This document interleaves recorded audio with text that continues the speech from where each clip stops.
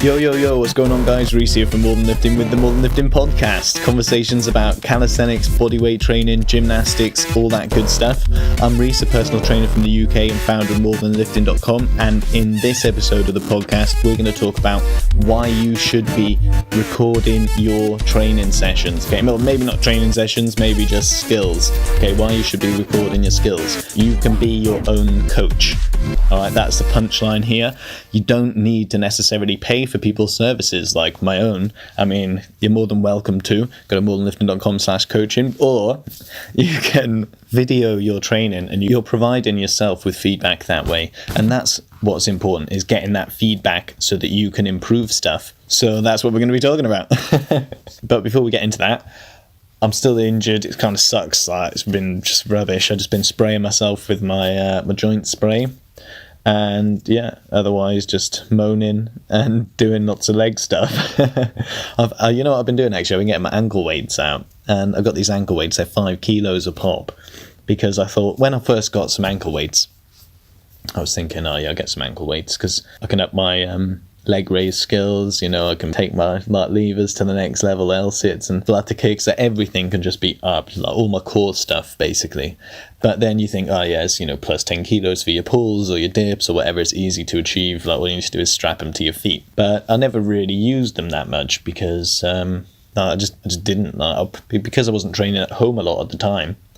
I was training around my mates. We had built this little setup for ourselves, or I was out down the trees. This is like back when really early on when I just started.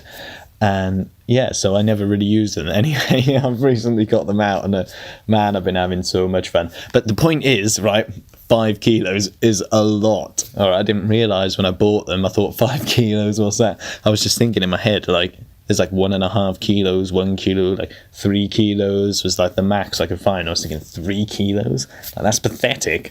Now, in hindsight, 3 kilos would probably have been quite a smart one. And maybe even less. Because if you think about like having that extra weight on the end of your feet, or on the end of your legs while you're doing things like levers and flags, you need to generate a lot more force to be able to hold that up, like a lot more than just 10 kilos worth. A lot more. So in hindsight, I probably should have got slightly lighter ankle weights. But anyway, I've got these 5 kilo ones. I've been doing like lots of core stuff with them, like leg stuff. It's been good. I've been doing what I can basically, which isn't really, I mean, it is quite a lot. There's like the whole rest of your body. It's only my wrist that's hurt. Come on.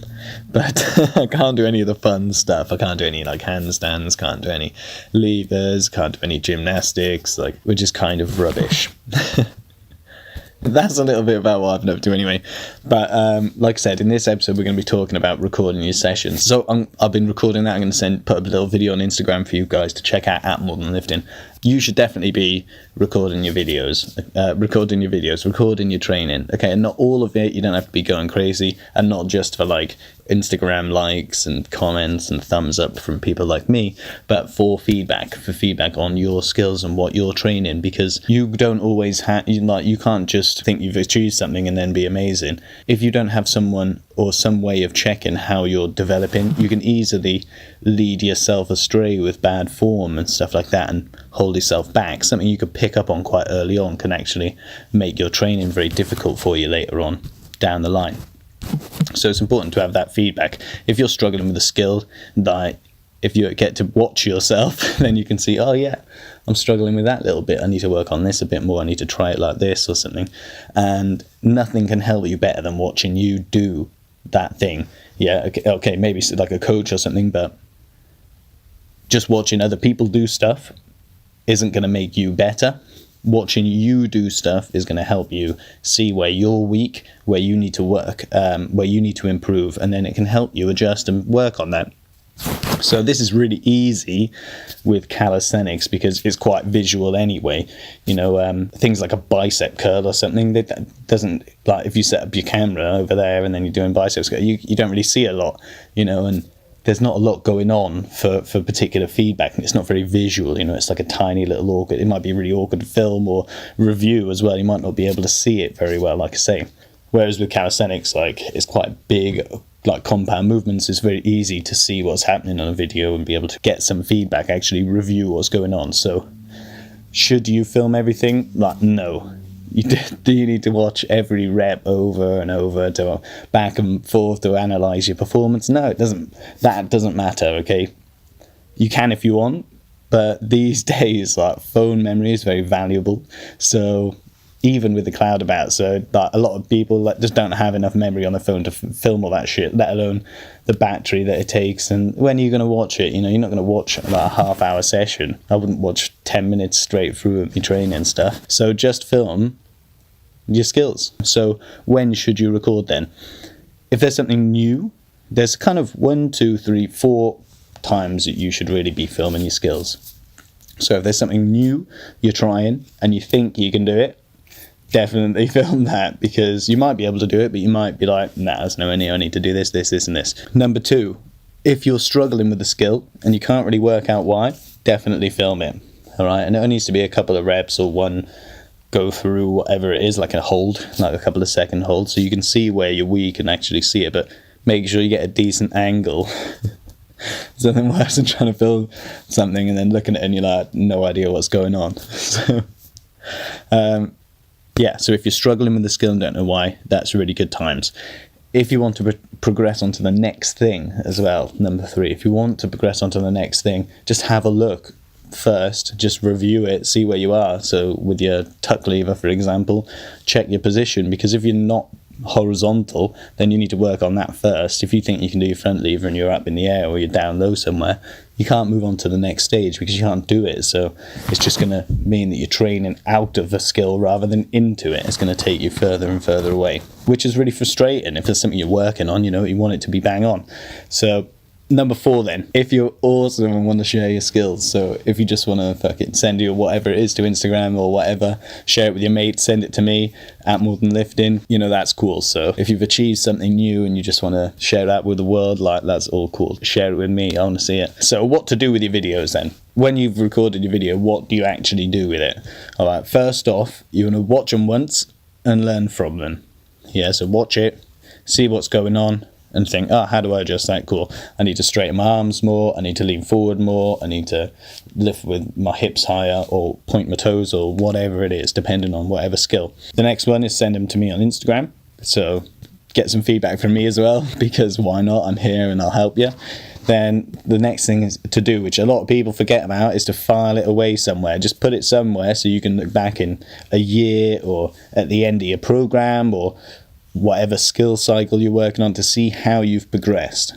Okay, that before and after is really important, because that's how you can see whether the training that you're doing is actually helping what your goal, or whether you're not wasting your time but just not training for that skill properly. So that gives you that feedback. You can then adjust, you can learn from it, you can say, I need to do this, and then adjust your course according to whatever you see. So back to that front lever. Say you're learning your front lever and you got your straddle. All right, so you're like, yeah, I can do a straddle now. Epic. Film it. Nice side-on view, obviously, so you can see what your shoulders and your hips are doing. And you notice that your hips are actually quite low and your legs are kind of just pointing out relatively straight. So your hips aren't open enough or high enough. Okay, so this is a bit of your shoulders. And so that's a bit of shoulder strength because your hips are being lifted up by your shoulders.